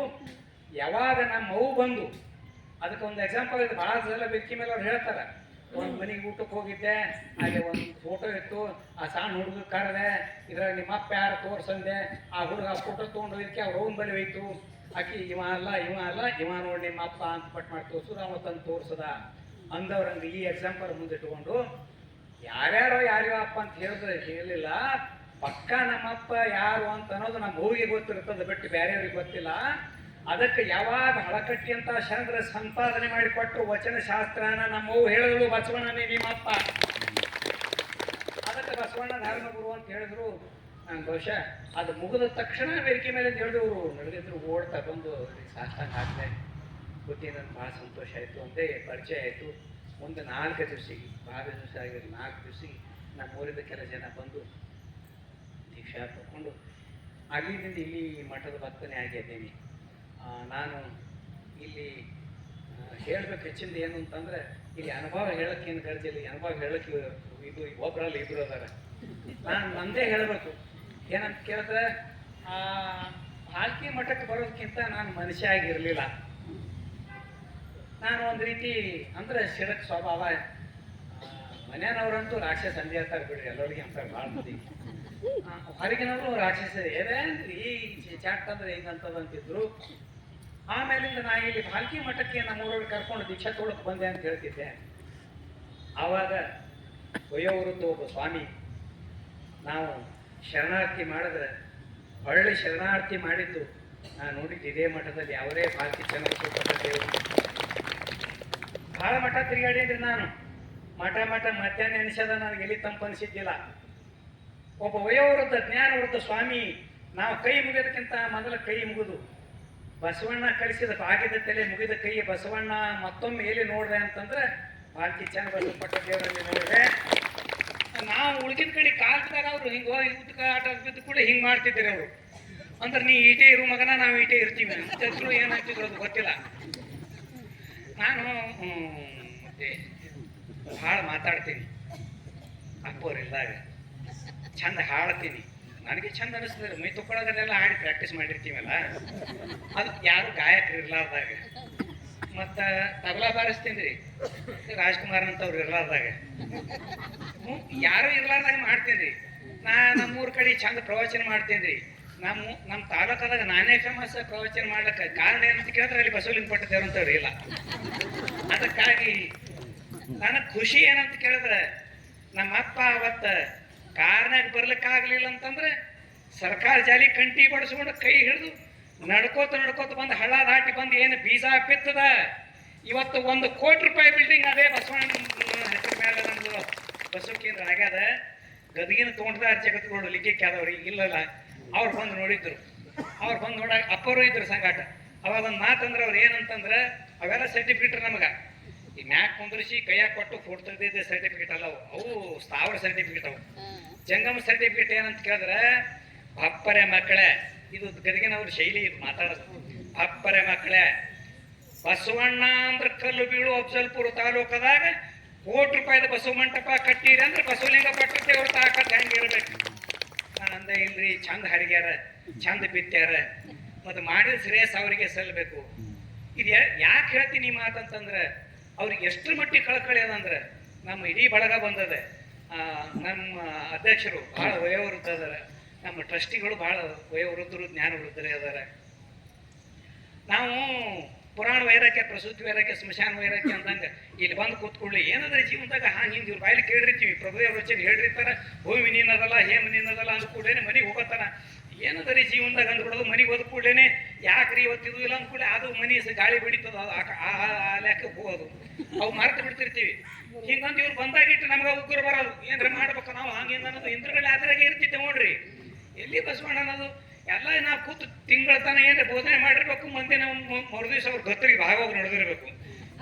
ಏನು ಮಾಡಿ ಏನೋ ತಗೋತ್ ನಾವು ಹಿಂಗೆ ಕುಂದಿರ್ತಿದ್ದೇವಲ್ಲ, ನಮಗೆ ಬೆನ್ನು ಹತ್ತಿ ಕೊನೆಗೆ ಎಲ್ಲಿಗೆ ಬಂದರು ಅಂದ್ರೆ ಒಂದು ಮಾತು ಏನಂತ ನೋಡ್ರಪ್ಪ, ನಾ ಜೀವಂತ ಇರೋದ್ರಾಗ ನೀವೇನಾರ ಮಾಡಿದ್ರು ಸುಧಾರಣೆ ನೋಡಿ ಲಿಂಗೈಕ್ಯ ಆಗ್ಬೇಕಂತೀನಿ, ನಾವು ಇರೋದ್ರಾಗ ಮಾಡ್ರೋ ಅಂದ್ರೆ ಅಪ್ಪವ್ರು. ನಮಗೆ ಬಹಳ ನಾಚಿಕೆ ಬಂತು. ಅದೇ ವರ್ಷ ನಾವು ಅದರ ಪಾಯ ಹಾಕಿದೆವು, ನಾವು ಮಾಡಲಿಲ್ಲ. ಬಸವಲಿಂಗ ಪಟ್ಟದೇವ್ರ ಸಂಕಲ್ಪ ಮಾಡಿಸ್ಕೋತು. ಎಷ್ಟರ ಮಟ್ಟಿಗೆ ಮಾಡಿಸ್ಕೋತು ಅಂದ್ರೆ ಇವತ್ತು ಇದೇ ವರ್ಷ ಮತ್ತು ಈ ಕೆಳಗಿನ ಅಂತಸ್ತದ ಮೇಲೆ ಸಭಾಭವನ ಮಾಡಿದ್ದೀವಿ, ಕೆಳಗೆ ಪ್ರಸಾದ ಹಾಲ ಮಾಡಿದ್ದೀವಿ. ಅದರ ಕಾರ್ಯಕ್ರಮಕ್ಕೂ ತಾವು ಒಂದು ಸಲ ಬರ್ಬೇಕ್ರಿ ಬುದ್ಧಿ ಅಂತ ಹೇಳ್ಕೊಂಡಿದ್ದೀವಿ. ಆವಾಗಿನ ಬುದ್ಧಿಗೆ ಸರಳಿಲ್ಲ ನಮಗೆ. ಆವಾಗ ನಾವು ಫೋನ್ ಮಾಡಿದ್ರೆ ಸಾಕು ನಮ್ಮ ಊರಿಗೆ ಬರ್ತಿದ್ರು. ಈಗ ಪಾಳಿ ಹಚ್ಚಿದ್ರೆ ನೆಲೆ ಇಲ್ಲ. ಇವ್ರು ಕೂಡ ಮಾತಾಡಬೇಕಂತ ಬಂದಿರ್ತೀವಿ, ಕೂತು ಏನೇನು ಬಂದು ಕೂತು ಯಾರಾದ್ರು ಯಾರು ಕೂಡ ಏನೇನು ಮಾತಾಡ್ತಾರೆ ಕೇಳಿ ನಾವು ನಡಿತೀವ್ರಿ ಬುದ್ಧಿ, ರಾತ್ರಿ ಆಗ್ತದ ನಮ್ಮ ಊರು ದೂರದ ಅಂತ ಹೋಗ್ಬಿಡೋದು. ಹಿಂಗಾಗ್ಯದ. ಅದಕ್ಕೆ ಈಗ ಹೇಳಿ ಮತ್ತೆ ಕರೆಯಾಗ ಅವರಿಗೆ ಬುದ್ಧಿ 2 ದಿನಾರೇ ನೀವು ಸರಳ ಬಿಡು ಮಾಡ್ಕೊಂಡು ಬರ್ರಿ. ಅವಾಗ ಅಂಥ ನಮ್ಮ ಬೀಳದ ಮನೆ, ಅವಾಗ ಜಂತಿ ಮನೆ ನೆನಪಿರ್ಬೇಕು ಅಪ್ಪರಿಗೆ. ಅದು ಜಂತಿ ಮೇಲ್ಮುದ್ದಿ ಮನೆ ಗೊತ್ತಾಗ್ತದಲ್ಲ ನಿಮಗೆ, ಯಾಕಂದ್ರೆ ಈಗಿಲ್ಲ ಮನೆಗಳು. ಮಾಳಿಗೆ ಮನೆ ಅದು ಜಂತಿಯು ಮತ್ತು ಮೊದಲು ಕೆಳಗೆ ಹಾಕಿದ ಹುಲ್ಲು ಒಣಗಿ ಉದುರು ಹೋಗಿತ್ತದು, ಹಾಳು ಮಣ್ಣೆ ಕಾಣ್ತಿತ್ತದು. ಇದ್ರಾಗ ಮಣ್ಕೋತಿ ಮ್ಯಾಲ ಬೀಳಲ್ಲಪ್ಪಿದು ಅದು ಕೇಳೋರು ಅಪ್ಪವರು, ಇಲ್ಲಿ ಅಪ್ಪರೇ ಬೀಳೋದ ನಾವೆಲ್ಲ ಇರ್ತೀವಿ. ಅಂಥದ್ರಾಗೆ 3-4 ದಿವಸ ಇದ್ರು, ವಾರಗಟ್ಟಲೆ. ನಾನು ಹೇಳ್ತೀನಿ ಅಲ್ಲಿ ಇಲ್ಲಿ ಕೂತು ಬಸವಲಿಂಗ ಪಟ್ಟದೇವರು ನನ್ನ ಗುರುಗಳಲ್ಲ, ನನ್ನ ಬಸವಲಿಂಗ ಪಟ್ಟದೇವರು ಒಳಗೆ ಎಂದೂ ಅಳಗಾಡ್ದಂಗೆ ಒಳಗೆ ಕೂತಾನ. ಹೊರಗೆ ಆಗಂಗಿಲ್ಲ, ಅವ್ನು ಬಿಟ್ಟು ಬದುಕಲಿಕ್ಕೆ ನನಗಾಗಂಗಿಲ್ಲ. ಅವು ಹೆಂಗೆ ಬಂದರು ಅಂತ ಕೇಳಿದ್ರೆ ಸಂತ್ಯಾಗ ಕೂತನು. ಅವ್ರು ಯಾರೋ ಗಂಟೆ ಹೊಡೆಯೋರು ಯಾಕಡೆ ನಡೆಯೋದು, ಅಪ್ಪರೇ ಇಲ್ಲಿ ಮಾತಾಡಬೇಕು ಅಂದ್ರೆ ಅಲ್ಲಿ ಮಾತಾಡೋದು. ಇಂಥ ಪ್ರಯತ್ನಶೀಲ ಮಾಡಿ ಅಪ್ಪದರು ನಮ್ಮ ಭಾಗದಾಗ ಬಸವ ತತ್ವದ ಬೀಜ ಬಿತ್ತಿದ್ರು. ಬಿತ್ತರಿ ಉತ್ತರಿ ಬಿತ್ತರಿ, ಅದಕ್ಕೆ ಹೇಳ್ತಾಳಲ್ಲ ಒಬ್ಬಕ್ಕೆ ಜಾನಪದ ಕವಿತೆ, ಉತ್ತಿ ಬಿತ್ತುವ ಮಂತ್ರ, ಬಿತ್ತಿ ಬೆಳೆಯುವ ಮಂತ್ರ, ಸತ್ಯ ಶಿವ ಮಂತ್ರ ನಿನ್ನ ಹೆಸರು ಬಸವಣ್ಣ, ಮರ್ತ್ಯದವ ಮಂತ್ರ ಜೀವನಕ್ಕೆ ಅನ್ನುವಂತೆ ನಮ್ಮ ಭಾಗಕ್ಕೆ ಬಸವ ತತ್ವದ ಬೀಜ ಬಿತ್ತಿ ಇನ್ನು ಮುಂದಿನ ಪೀಳಿಗೆಗೂ ಕೂಡ ಬಿತ್ತುವಂಗ ಆಶೀರ್ವಾದ ನೀವೇ ಬಂದು ಮಾಡಬೇಕಂತ ಅವರಲ್ಲಿ ಆಶಿಸಿ ವಿನಂತಿ ಮಾಡಿಕೊಂಡು ನನ್ನ ಮಾತುಗಳನ್ನು ಗುರುಗಳ ಶ್ರೀಪಾದಕ್ಕೆ ಅರ್ಪಣೆ ಮಾಡಿ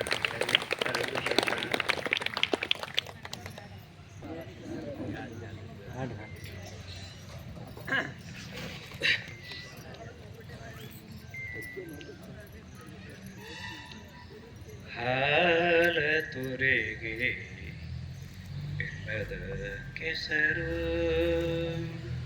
ಹಾಲ ತುರೆಗೆ ಬೆಲ್ಲದ ಕೆಸರು, ಸಕ್ಕರೆಯ ಮಳಲು,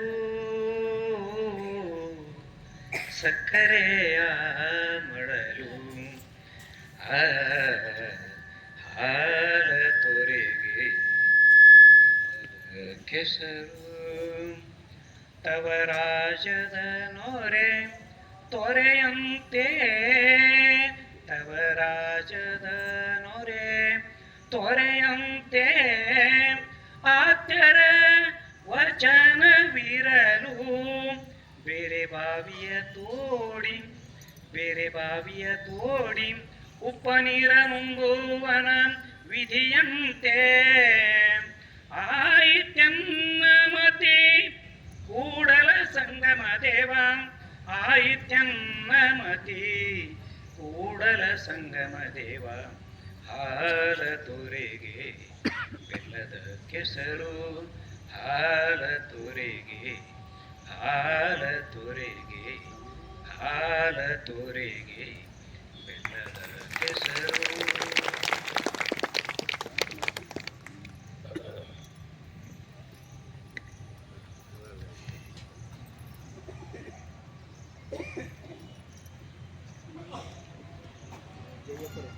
ಶ್ರೀ ಗುರು ಬಸವಲಿಂಗಾಯ ನಮಃ. ಎಲ್ಲ ಶರಣ ಬಂಧುಗಳೇ, ನಮ್ಮ ಗುಡ್ಡೆವಾಡಿ ಶರಣರು ಬಹಳ ಹೃದಯ ತುಂಬಿ ಹೇಳಿದರು. ನಿಮಗೆಲ್ಲ ಒಂದು ಮಾತು ಹೇಳಿದ್ರು, ಈಗ ಕ್ಯೂ ಹಚ್ಚಬೇಕಾಯ್ತದ, ತಾಳಿ ಹಚ್ಚಬೇಕಾಯ್ತದ. ನಾವು ಬಂದಾಗ ಯಾರ್ಯಾರೋ ಸರಿ ಯಾರ್ಯಾರೋ ಬರ್ತಾರೆ, ಯಾರ್ಯಾರೋ ಮಾತಾಡ್ತಾರೆ, ನಾವು ಮಾತಾಡ್ಲಿಕ್ಕೂ ಟೈಮ್ ಸಿಗಲ್ಲ ಅಂತ ನಾನು ಹೇಳಿದ್ರು. ಅದು ಹಾಗೇನಿಲ್ಲ, ನಾವು ಎಷ್ಟೇ ಬ್ಯುಸಿ ಆದ್ರೂ ಎಲ್ಲ ಕಾರ್ಯಕ್ರಮಕ್ಕೆ ಸಮಯ ಕೊಡ್ತಾ ಇದ್ದೀವಿ. ಒಂದು ತೊಟ್ಲು ಇರಲಿ, ಒಂದು ಜಾಳ ಇರಲಿ, ಒಂದು ಮದುವೆ ಇರಲಿ, ಯಾವ ಬಿಟ್ಟಿಲ್ಲ. ನಾವು ಸಂಸ್ಥೆ ಮಾಡಿದ್ರೂ ಸಂಸ್ಥೆಯೊಳಗೆ ನಾವು ಸಿಕ್ಕಿಲ್ಲ. ಕೆಲವರು ಸಂಸ್ಥೆ ಮಾಡಿದ್ರೆ ಸಂಸ್ಥೆ ಬಿಟ್ಟು ಹೊರಗೆ ಬರಲ್ರು. ಹಂಗಿಲ್ಲ, ಅದು ಮಾಡ್ತಾನೆ ನಾವು ಒಂದು ಕೈದಾಗ ಬಸವಣ್ಣನ ತತ್ವ ಹಿಡಿದು ಮತ್ತೊಂದು ಕೈದಾಗ ಸಮಾಜ ಹಿಡಿದು ಆ ನಿರಂತರ ಸಮಾಜ ಸೇವೆಯಲ್ಲಿನೇ ಇದ್ದೀವಿ. ಇವತ್ತೊಂದು ಖುಷಿಯಿಂದ ಹೇಳ್ಬೇಕು ನಿಮ್ಗೆ, ಬಸವಣ್ಣನವರನ್ನ ಸಾಂಸ್ಕೃತಿಕ ನಾಯಕ ಮಾಡಬೇಕು ಅನ್ನುವಂಥದ್ದನ್ನ ನಾನು 5 ವರ್ಷದಿಂದ ಹೇಳ್ತಾ ಇದ್ದೆ. ಅವಾಗ ಸರ್ಕಾರ ಮಂತ್ರಿಗಳಿದ್ದಾಗ ಅವಾಗ ಹೇಳ್ತಿದ್ದೆ. ಅದು ಸಾಧ್ಯ ಆಗಿರಲಿಲ್ಲ. ಮೊನ್ನೆ ನಮಗೆಲ್ಲ ಮಠಾಧೀಶರದು ಒಕ್ಕೂಟದ ಅಧ್ಯಕ್ಷ ಮಾಡ್ಯಾರ. ಲಿಂಗಾಯತ ಮಠಗಳು, ಬಸವತತ್ವ ನಿಷ್ಠಾವಂತ ಮಠಗಳೇನು ಕರ್ನಾಟಕದಾಗ ಅದಾವ, ಆ ಎಲ್ಲರ ಮಠಾಧೀಶರದ ಅಧ್ಯಕ್ಷರೇ ನಾವು ಮಾಡ್ಯಾರ. ಅದು ಮಾಡಿದ ನಂತರ ಎಲ್ಲ ಮಠಾಧೀಶರಿಗೆ ಒಂದು 200 ಮಠಾಧೀಶರಿಗೆ ಕರ್ಕೊಂಡು ನಾವು ಮುಖ್ಯಮಂತ್ರಿ ಭೇಟಿ ಆದ್ವಿ. ಮುಖ್ಯಮಂತ್ರಿ ಭೇಟಿ ಆದಮೇಲೆ ಅವಾಗ ಕೆಲವು ಸಾಹಿತಿಗಳು ಅಲ್ಲಿದ್ದರು, ಎಲ್ಲ ಸ್ವಾಮಿಗಳು ಇದ್ದರು. ಎಲ್ಲರೂ ಇದಕ್ಕೇನು ಇದು ಮಾಡಲಿಲ್ಲ, ವಾದ ವಿವಾದ ಏನು ಇರಲಿಲ್ಲ. ಎಲ್ಲರೂ ಮನ ಬಿಚ್ಚಿ ಮಾಡ್ಬೇಕಂತ ಹೇಳಿದ್ರು. ನಾನು ಯಾಕೆ ಮಾಡ್ಬೇಕಂತ ಕಾರಣ ಕೊಟ್ಟೆ. ಅವಾಗ ಮುಂದೆ ನಾ ಇನ್ನೂ ಏನೋ 6 ತಿಂಗಳು ವರ್ಷ ಅಂತ ತಿಳ್ಕೊಂಡಿದ್ದೆ. ಅದ್ರ ಮುಂದೆ ನಾವು ಹೋಗಿ ಬಂದು ಮಠಾಧೀಶರು ಮನವಿ ಮಾಡಿಕೊಟ್ಟಾಗ ಮುಂದೆ ಒಂದು ವಾರದ ಒಳಗಾಗಿನೇ ಬಸವಣ್ಣ ಸಾಂಸ್ಕೃತಿಕ ನಾಯಕ ಅಂತ ಘೋಷಣೆ ಮಾಡಿದ್ವಿ. ಅಂದ್ರೆ ನಾನು ಯಾಕೆ ಹೇಳ್ತೀನಂದ್ರೆ, ನಾವು ಏನೇ ಮಾಡಿದ್ರು ಅದ್ರಾಗ ಬ್ಯುಸಿ ಇಲ್ಲ. ಯಾವಾಗಲೂ ಧರ್ಮ ಪ್ರಚಾರಕ್ಕೆ, ಬಸವತತ್ವ ಪ್ರಚಾರಕ್ಕೆ ನಮ್ಮ ಮೀಸಲದ, ನಮ್ಮ ಹೃದಯ, ಭಾವ, ಮನಸ್ಸು ಅಂತ ಈ ಸಂದರ್ಭದಲ್ಲಿ ಹೇಳ್ತಾ, ಇವತ್ತ ನಾವು ಹೇಳಿದ್ರು ಸಾವಿರಾರು ಊರುಗಳಿಗೆ ಹೇಳಿರ್ಬೇಕು. ಆದರೆ ಹೇಳಿದ್ದನ್ನ ಮಾಡುವಂಥ ಭಕ್ತರು ಇರಬೇಕಲ್ಲ. ಅಂಥ ಭಕ್ತರು ಅಫಜಲ್ಪುರದಾಗ ಸಿಕ್ಕಿದ್ದು ನಮ್ಮ ಭಾಗ್ಯ ಅಂತ ನಾನು ಭಾವಿಸಿದೆ. ಯಾಕಂದ್ರೆ ಹೇಳ್ತೀವಿ, ಎಲ್ಲರಿಗೂ ಹೇಳ್ತೀವಿ, ನಿಮಗೂ ಹೇಳ್ತೀವಿ, ಏಕಲಿಂಗನಿಷ್ಠ ಭಕ್ತಿ ಆಗ್ರಿ. ನಮಗೆ ಕದ್ದು ಮಾಡ್ತೀರಿ, ನಾವೇನು ಮಾಡ ಅಪ್ಪೋರ್ ಹೊಂಟಾರ. ಈಗ ಒಂದು ಬೇರೆ ನಮ್ಮನ್ನ ಮಾಡ್ಲತ್ತೀರಿ. ಮನೆ ಶಾಂತಿ ಅಂತ ಇರ್ತವೆ. ಯಪ್ಪ ಅವತ್ತು ಅದ್ದಲ್ಲಿರ್ತದ, ನೀವು ಮುಂಚಿನ ದಿನನೇ ಬರ್ರಿ. ನೀವು ಮುಂಚಿನ ದಿನನೇ ಬರ್ರಿ. ಒಂದ್ಸಲ ಒಬ್ಬರ ಮನೆಗೆ ಮುಂಚಿನ ದಿನ ನನಗೆ ಸಮಯ ಸಿಕ್ಕಿರ್ಲಿಲ್ಲ. ಭಾಳ ಬತ್ತಾಗಿ ಕರೆದಾರ, ಇವತ್ತು ಹೆಂಗೂ ಅದ, ಹೋಗಿ ಬರ್ರಿ, ಪಾತ್ ಪೂಜಾರೆ ಮಾಡ್ಕೊಂಡು ಹೋಗ್ಬೇಕಾದ್ರೆ ಅಲ್ಲಿ ಯಜ್ಞ ಯಾಗ ಹೋಮ ಮನೆ ತುಂಬ ಹೊಗೆ ಎದ್ಬಿಟ್ಟು ನಾನದು ಆ ಹೊಗೆ ನೋಡಿ ಗಾಡಿ ಇತ್ತಿಂದ ತಿರ್ಸಿದ, ಒಳಗೂ ಹೋಗಿಲ್ಲ. ನಂಗೆ ಅವಾಗ ಕರೀತು, ಇವ್ರು ಗದ್ದಲ್ ಇರ್ತದ ಅಂತ ನನಗೆ ಹಿಂದಿನ ದಿನ ಕರೀಲ್ರು, ಇವ್ರ ಪ್ಲ್ಯಾನ್ ಬೇರೆ ಇರ್ತದಂತ ಕರೆದಾರಪ್ಪ ಅಂತ ಅನಿಸ್ತದೆ. ಹಾಗಲ್ಲ, ನಾವು ಏನು ಹೇಳ್ತೀವಲ್ಲ, ಈಗ ಗುರುಗಳು ಇವತ್ತಿನ ವಚನ ಹೇಳಿದ್ರು. ಏನಂತ ಹೇಳಿದ್ರು? ಭಕ್ತಿ ಸಾಮ್ರಾಜ್ಯದಲ್ಲಿ ನಾವು ಪ್ರವೇಶ ತಗೋಬೇಕಾದ್ರೆ ಕೆಲವೊಂದು ಕ್ವಾಲಿಫಿಕೇಶನ್ ಇರಬೇಕಾಯ್ತು. ಮತ್ತು ಇನ್ನೊಂದು ನೀವು ನೆನ್ಪಿಟ್ಕೋರಿ, ಹಂಗೆ ಸಾವಿರಾರು ಜನ, ಲಕ್ಷಗಟ್ಟಲೆ ಜನ ಬಾಳಿ ಬದುಕಿದ ಉದಾಹರಣೆಗಳದ. ಸಂತೃಪ್ತಿ ಜೀವನ ನಾವು ಗಳಿಸ್ಲಿಕ್ಕೆ ಬೇಡ, ಗಳಿಸೋದಕ್ಕೆ ಆಸೆ ಅನ್ನಲ್ಲ, ನೆನ್ಪಿಟ್ಕೋರಿ. ಆಸೆಯಲ್ಲಿನೂ ಭಾಳ ವ್ಯತ್ಯಾಸ ಇರ್ತಾವ. ಆಸೆ ಅಂದ ಕೂಡಲೇ ಎಲ್ಲ ಬಿಟ್ಟು ನಮ್ಮ ಮಠಕ್ಕೆ ಬರ್ರಿ, ಇದ್ದಿದ್ದೆಲ್ಲ ನಮಗೆ ಕೊಡ್ರಿ ಅಂತ ಅದು ಅಲ್ಲ. ಅದಕ್ಕೆ ಆಸೆ ಅನ್ನಲ್ಲ. ಆಸೆ ಆಸೆ ಅಂದ್ರೆ ಏನು? ನಿಮ್ಮ ಬದುಕಿನಾಗ ನಾವು ನಮ್ಮ ಸ್ವಂತ ಕಾಯಕ ಮಾಡಿ ಎಷ್ಟು ಬೇಕಾದಷ್ಟು ಗಳಿಸ್ರಿ. ಆದ್ರೆ ಇನ್ನೊಬ್ಬರಿಗೆ ನೋವು ಕೊಟ್ಟು, ಇನ್ನೊಬ್ರಿಗೆ ಕುತ್ತಿಗೆ ದಬಾಸಿ, ಅವ್ರಲಿಂದ ಸುಲಿಗೆ ಮಾಡಿಕೊಂಡು 2 ನಂಬರ್ದಿಂದ ಗಳಿಸೋದು ಅದಕ್ಕೆ ಆಸೆ ಅಂತ ತಿಳಿದಿಲ್ಲ. ಆಸೆ ನಾವು ಸತ್ಯಶುದ್ಧ ಕಾಯಕ ಮಾಡಿ ನೀವು 100 ಎಕರೆ ಗಳಿಸ್ರಿ, ಮನೆ ಕಟ್ರಿ, ಬೇಡ ಅನ್ನಂಗಿಲ್ಲ. ದುರಾಸೆ ಇರಬಾರ್ದು. ನಮ್ಮ ಜೀವನದಲ್ಲಿ ಹೆಂಗಿರ್ಬೇಕು ಶರಣರು ನಿಮ್ಗೆ ಗೊತ್ತದ. ನುಲಿ ಚಂದಯ್ಯ ಅಂತ ಒಬ್ಬ ಶರಣಿದ್ದ, ನುಲಿ ಚಂದಯ್ಯ ಅಂತ. ನಿಮ್ಗೆ ಗೊತ್ತದ, ನುಲಿ ಚಂದಯ್ಯ ಹಿಂಗ ಹಗ್ಗ ಹೊಸಿತಿದ್ದ, ಅದು ಇದು ಬಿತ್ತು, ಲಿಂಗ ಬಿತ್ತು, ನೀವು ಹೋಗಿದ ಆ ಕಡೆ ಹೋಗಂದ.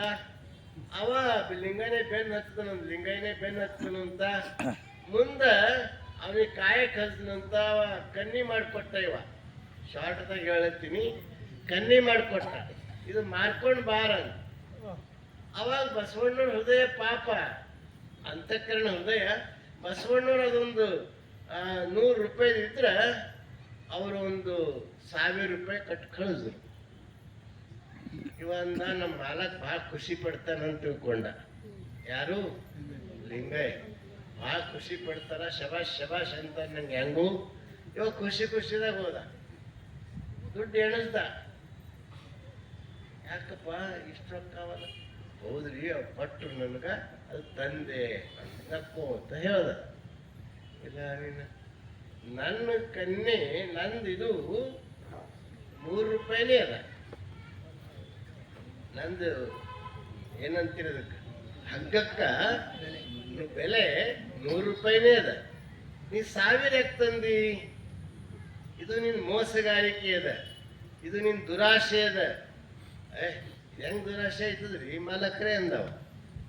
ಯಾಕಾಗಲ್ಲ ಅಂತ ಕೇಳ್ದ. ನಾ ಏನು ಕೇಳಿನೇನವ್ರಿ, ಅವ್ರು ಪಟ್ಟರು ತಂದ. ಅಲ್ಲೋ, ಅವ್ರು ಪಟ್ಟು ಒಳ್ಳೆಯವರಾದ್ರು, ನೀ ತಂದು ಕೆಟ್ಟವಾದೆಲ್ಲ ಅಂದ್ರ ನೋಡ್ರಿ ಅವ್ರದ್ದು ಇದು ಹೆಂಗಿರ್ತದೆ. ಹಂಗ ನಾವು ಗಳಿಸುವ ಮುಖಾಂತರ ನೀವು ಸಂಪತ್ತನ್ನ ಐಶ್ವರ್ಯವನ್ನ ಮಾಡೋದು ತಪ್ಪಲ್ಲ. ಆದ್ರೆ ಮತ್ತೊಬ್ಬರ ಹೃದಯಕ್ಕೆ ನೋವು ಕೊಟ್ಟು, ಮತ್ತೊಬ್ಬರಿಗೆ ಹೃದಯಕ್ಕೆ ಇದು ಕೊಟ್ಟು, ತ್ರಾಸು ಕೊಟ್ಟು, ಈ ಕೆಲವರು ಇರ್ತಾರೆ, ಆ ಸ್ವಸ್ಥರಿಗೆ ತ್ರಾಸು ಕೊಡ್ತಾರೆ. ಹುಂಡ ತಗೊಂಡ್ಬ, ನಿಮ್ಮ ಅಪ್ಪನ ತಗೊಂಡ್ಬ ಅಂತ ಕಳಿಸ್ತಾರೆ. ಅದಕ್ಕೆ ಆಸೆ ಅಂತಾರೆ, ತಿಳಿತಿಲ್ಲ? ಅದಕ್ಕೆ ಆಸೆ ಅಂತ. ಅವ್ರೇನು ಖುಷಿದಿಂದ ಹಂಗಾರ ನಾವು ಹುಂಡನೇ ತಗೋಬೇಡ ಅಂತ ಹೇಳ್ತೀವಿ, ನಮ್ಮ ಎದುರು ತಗೊಂಡಿಲ್ಲ ಅಂತ ಹೇಳ್ತಾರೆ. ಒಳಗೆ ಏಟ್ ತಗೋತಾರೋ ಏಟಿಲ್ಲ. ಈಗ ನಮಗೆ ಪತ್ತನೇ ಎತ್ತಲ್ಲ ಹೋಗ್ಯಾರ. ಮೊದಲ ಹಿಂಗೆ ಮಾತಾಡ್ತಿರು, ಈಗ ಮಾತಾಡೋದು ಯಾವಾಗ ಮಾತಾಡ್ತಾರೋ, ಎಲ್ಲಿ ಮಾತಾಡ್ತಾರೋ ನಮ್ಗೆ ಗೊತ್ತನೂ ಆಗಲ್ಲ. ಅವಾಗ ಮದುವೆದಾಗ ಮದುಮಗ ಮುಣ್ಕೊಂಡು ಕೂಡ್ತಿದ್ದ, ಎಲ್ಲರೂ ಜನ ನಡೀತಿದ್ರು. ಅವ ಹಿಂಗ ಅದಕ್ಕೆ ಮಾಡ್ಕೊಂಡ್ ಹಿಂಗೆ ಕೆಳಗೆ ಮಾರಿ ಹಾಕೊಂಡು ಬಂದ್ರಿ. ಆವಾಗ ಎಲ್ಲರೂ ಅವಾಗ ಜಗಳನೂ ಆಯ್ತಿತ್ತು, ಇದನ್ನೂ ಆಯ್ತಿತ್ತು. ಆದ್ರೆ ಇದು ಅವೆಲ್ಲ ಈಗ ಹೋಗ್ಯದ. ಈಗ ಮುಣಿಯೋದನ್ನು ಈಗ ಹೊಟ್ಟೆ ಇಲ್ಲ. ಒಳಗೆ ಕದ್ದು ಏನು ಕೊಡ್ತಾರೋ, ಇವ್ರು ಕದ್ದು ಏನು ತಗೋತಾರೋ ನಮಗೆ ಗೊತ್ತಾಗಲ್ಲ.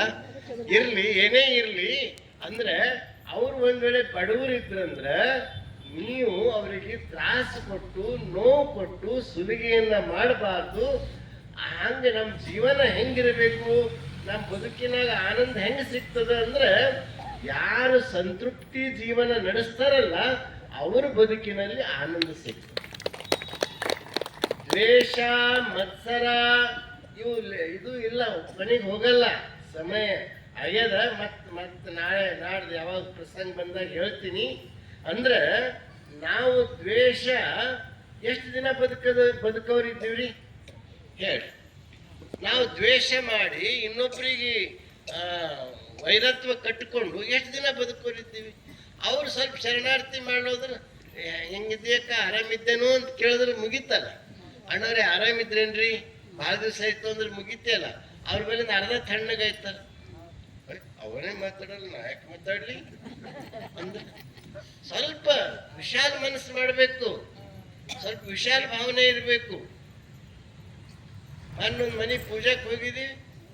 ಅವ ಊರಿಗೆ ಊಟ ಕೊಟ್ಟಾನ, ಪಾಪ ಊರಿಗೆ ಊಟ ಕೊಟ್ಟಾನ, ಭರ್ಜರಿ ಮಾಡ್ಯಾನ. ನಮ್ ಗಿಟೌಟ್ ಎಲ್ಲ ಹಾಕ್ಯಾನ, ಊರು ತುಂಬ ಎಲ್ಲ ಮಾಡ್ಯಾನ. ನಾನು ಎದುರೇ ಅದ ಅವ್ರ ತಮ್ಮನ ಮನೆ. ನಿಮ್ ತಮ್ಮ ಕಾಣಿಸಲ್ಲ, ಯಾಕೋ ತೀರ್ಥ ಒಳಗೆ ಎಲ್ಲರೂ ಬಂದಾಗ ನಿಮ್ ತಮ್ಮ ಕಾಣಿಸಲ್ಲ. ಯಪ್ಪ ಇನ್ನ 10 ಊರಿಗೆ ಕರಿ ಅಂದ್ರೆ ಕರಿತೀನಿ, ಇನ್ನ 10 ಊರಿಗೆ ಕರಿ ಅಂದ್ರೆ ಕರಿತೀನಿ. ಅವನಿಗೆ ಕರೆಯಲ್ಲ ನೋಡ್ರಿ, ಅವ ಹೆಂಗ್ ಕೈ ಮಾಡ್ತಾನ ನನಗೆ. ಏನ್ ಮಾತಾಡ್ಬೇಕು ಹೇಳಿ. ಇದು ಅಲ್ಲ ಸ್ವಲ್ಪ ನಮ್ಮ, ಯಾಕಂದ್ರೆ ನಾವು ಸ್ವಲ್ಪ ಮನಸ್ಸು ಸ್ವಲ್ಪ ವಿಶಾಲ ಮಾಡ್ದೇವಂದ್ರ ದೇವ್ರು ನಿಮ್ಗೆ ಮೆಸ್ತಾನ. ಇದು ನೀವು ನೆನ್ಪಿಟ್ಕೋ. ಪರಮಾತ್ಮ ಮೆಚ್ಚುವಂಗ ನಾವು ಜೀವನ ನಡೆಸಬೇಕು, ದೇವ್ರು ಮೆಚ್ಚುವಂಗ ಜೀವನ ನಡೆಸಬೇಕು. ಅದಕ್ಕೆ ಯಾರು ಎಷ್ಟೇ ನಾವು ಜೀವನದಾಗ ಬಂದು ನೆನ್ಪಿಟ್ಕೋಬೇಕು, ನಮ್ಮ ಜೀವನದೊಳಗ ನಮ್ಮ ಇದ್ರೊಳಗ ನಾವು ಸ್ವಲ್ಪ ದೇವ್ರು ಮೆಚ್ಚುವಂಗ. ದೇವ್ರು ಎಲ್ಲನೂ ನೋಡ್ತಾ ಇದ್ದಾನೆ. ಮತ್ತ ಅದು ಒಂದಿಲ್ಲ ಒಂದಿನ ಸುಮ್ನೆ ನಾವು ಸಿಟ್ಟು ಮಾಡ್ದೇವಂದ್ರ ಒಬ್ಬ ಸಾವ್ಕಾರ ಒಬ್ಬ ಆಳ್ ಮನುಷ್ಯಾಗ ಸುಮ್ನೆ ಬೈದ. ಅವನಿಗೆ ಅವನ ಸಾವ್ಕಾರಿಗೆ ಎಲ್ಲಿಂದ ಸಿಟ್ಟು ಬಂದಿತ್ತು,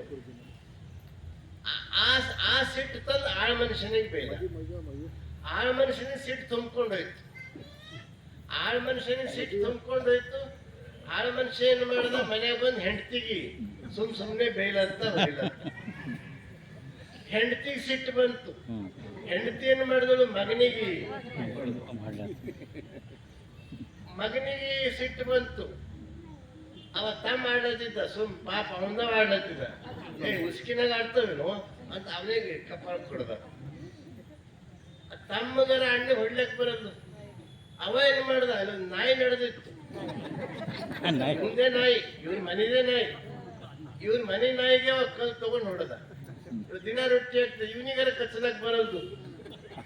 ಅದೇ ಹೋಗ್ಲತ್ತಿದ್ದ, ಅವನಿಗೆ ಕಸ್ತು. ಅವ ಯಾವ ವ್ಯಕ್ತಿ ಇದ್ದ, ಆ ಸೌಕರ್ಯ ಇದ್ದ. ಆ ಮನುಷ್ಯನಿಗೆ ಬೇದಿದ್ದಲ್ಲ, ಆ ಸೌಕರ್ಯ ಇದ್ದ. ಹಂಗ ಜೀವನದಾಗ ನಾವು ದೇವರು ನಮಗ್ ಶಿಕ್ಷೆ ಕೊಡ್ತಾನೆ. ಜಡ್ಜ್ಮೆಂಟ್ ಅದ ಅಲ್ಲಿ. ಇದು ಒಂದು ನೆನ್ಪಿಟ್ಕೊಂಡ್ರೆ ಸಾಕು. ದೇವರಲ್ಲಿ ನ್ಯಾಯ ಅದ. ಹೇಳ್ತೀರಿ ನೋಡ್ರಿ ಹಿಂದಿದಾಗ, ಭಗವಾನ್ ಕೆ ದರ್ಬಾರ್ ಮೇ ಥೋಡಾ ದೇರ್ ಹೈ ಮಗರ್ ಅಂಧೇರ್ ನಹೀ ಅಂತ ಹೇಳ್ತಿರಲ್ಲ, ಅದು ಸತ್ಯ ಮಾತದ. ಅದಕ್ಕೆ ದೇವ್ರು ನಮ್ಗೆ ಹಿಂದಲ್ಲ ನಾಳೆ ಶಿಕ್ಷೆ ಕೊಡ್ತಾನ. ಅದಕ್ಕೆ ನಾವು ಆತ್ಮವಂಚನೆ ಮಾಡ್ಕೋಬಾರ್ದು. ನಾವು ಪ್ರಾಂಜಲ ಮನಸ್ಸಿನ ನಡ್ಕೋಬೇಕು. ಇನ್ನೊಬ್ಬರಿಗೆ ಹೊಟ್ಟೆ ಕಿಚ್ಚು ಪಡಬಾರ್ದು, ಇನ್ನೊಬ್ರಿಗೆ ದ್ವೇಷ ಮಾಡಬಾರ್ದು. ಯಾಕಂದ್ರೆ ಚನ್ನಬಸವಣ್ಣವ್ರು ಹೇಳ್ತಾರ, ಲಿಂಗ ಕೋಪಿ ಮಜ್ಜನೆ ಕೆರೆದಡೆ ರಕ್ತದ ಧಾರೆ ಅಂತ ಹೇಳ್ಯಾರ. ಅವ್ರು ಹೇಳಿದ್ರು ಆಶೆ ರೋಷ ಅಂದ್ರೆ ಏನು, ಕೋಪ ದ್ವೇಷ, ಇದಕ್ಕೆ ರೋಷ ಅಂತ ಕರೀತಾರೆ. ಅದಕ್ಕೆ ಅದನ್ನ ನಾವು ಜೀವನದಲ್ಲಿ ಇಟ್ಕೊಂಡು ನೆನ್ಪಿಟ್ಕೋಬೇಕು ಅಂತ ಹೇಳ್ತಾ, ಮತ್ತೆ ನೀವು ನಾಳೆ ಯಥಾ ಪ್ರಕಾರ ಬರ್ರಿ, ಮತ್ತೆ ನಾಳೆ ಮುಂದುವರಿಸ್ತೀವಿ ಅಂತ ಹೇಳಿ ಸಮಯ ಆಗ್ಯದ. ಮತ್ತೊಂದು 2-3 ನಿಮಿಷ ಜಾಸ್ತಿ ಆಯಿತು. ಅದಕ್ಕೆ ನಮ್ಮ ಗುಡ್ಡೇವಾಡಿ ಶರಣರು ಬಳಗ ಭಾಳ ಒಳ್ಳೆ ಕೆಲಸ ಮಾಡ್ಯದ. 1-2 ನಿಮಿಷ ಅವ್ರು ಬಂದು ಬೇಗ ಬರ್ರಿ ಎಲ್ಲರೂ. ಅವ್ರು ಬಂದು ಆಶೀರ್ವಾದ ತಗೋಬೇಕು. ಶರಣರಾದ ಹಿರಿಯರಾದಂಥ ರಾಜೇಂದ್ರ ನರೋಣೆ, ಸದಾಶಿವ ಮೇತ್ರೆ, ನಮ್ಮ doctor C V Takkaliki, doctor Shivasharanappa Biradar, Amruthappa Patil, Basavaraj Kengnal, Siddanagouda Mali Patil, Sharanappa Metre, Gurappa Chandkoute, Basavannappa Uppa, Sanganna ನಾರೇಶ್.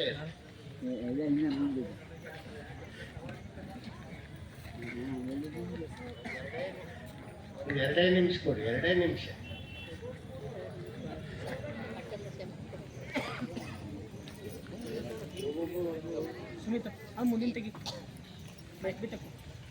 ಪೂರ ಎತ್ತು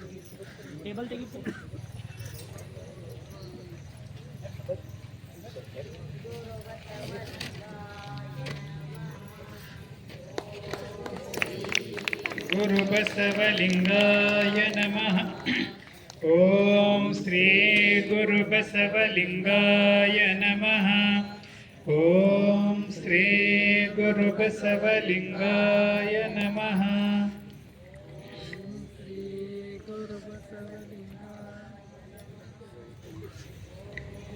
ಶ್ರೀ ಗುರು ಬಸವಲಿಂಗಾಯ ನಮಃ.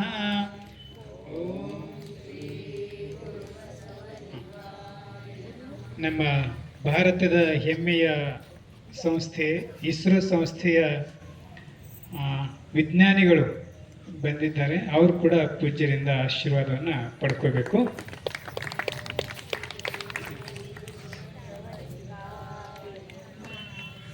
ಓಂ ಶ್ರೀ ಗುರು ಬಸವಲಿಂಗಾಯ ನಮಃ. ಓಂ ಶ್ರೀ ಗುರು ಬಸವಲಿಂಗಾಯ ನಮಃ. ಓಂ ಶ್ರೀ ಗುರು ಬಸವಲಿಂಗಾಯ ನಮಃ. ಓಂ ಶ್ರೀ ಗುರು ಬಸವಲಿಂಗಾಯ ನಮಃ.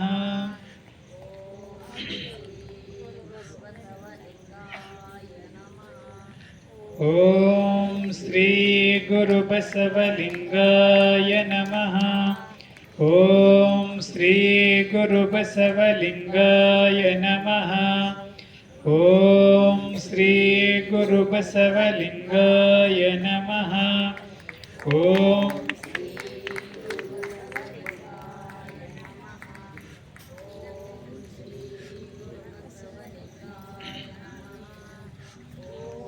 ಶ್ರೀ ಗುರು ಬಸವಲಿಂಗಾಯ ನಮಃ. ಓಂ ಶ್ರೀ ಗುರು ಬಸವಲಿಂಗಾಯ ನಮಃ. ಅಫ್ಜಲ್ಪುರದ ಎಲ್ಲ ಬಸವ ಬಳಗದ ಶರಣರಿಗೆ ಪರಮ ಪೂಜ್ಯರು ಆಶೀರ್ವಾದವನ್ನು ಮಾಡಿದ್ದಾರೆ. ತಾವೆಲ್ಲರೂ ಜೋರಾಗಿ ಚಪ್ಪಾಳೆ ತಟ್ಟುವ ಮೂಲಕ ಅವರ ಕಾರ್ಯಕ್ಕೆ ಅಭಿನಂದನೆಯನ್ನು ಸಲ್ಲಿಸಬೇಕು. ಈಗ ವಿಸ್ರೋ ಸಂಸ್ಥೆಯ ವಿಜ್ಞಾನಿಗಳು ಪರಮ ಪೂಜ್ಯರಿಂದ ಆಶೀರ್ವಾದವನ್ನು ಪಡ್ಕೋಬೇಕು. ತಾವೆಲ್ಲರೂ ಎದ್ದು ನಿಂತು ಮಂಗಲವನ್ನು ಮಾಡೋಣ. ಜಯ ಗುರು ಬಸವಣ್ಣ, ಜಯತು ಜಗದ್ಗುರು ಬಸವಣ್ಣ. ಜಂಗಮರು